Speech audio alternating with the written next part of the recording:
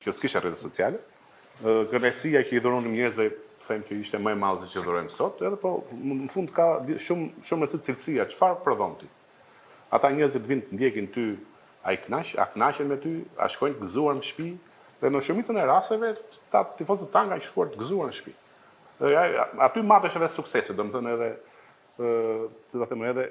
edhe njohja, edhe njerëzit të jepin njohur duke kaluar në rrugë, domethënë pa i njohur ti. Domethënë u flas jo kur u afirmova si lojtar, po 18 vjeç, 19 vjeç, kisha 1 vit, 2 vite në Tiranë, kaluja në rrugë edhe më thrisën njerëzit që unë dija se kush ishin.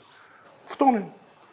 Hajde u t'japi kafe, si po ecën ekipi, ishin të interesuar.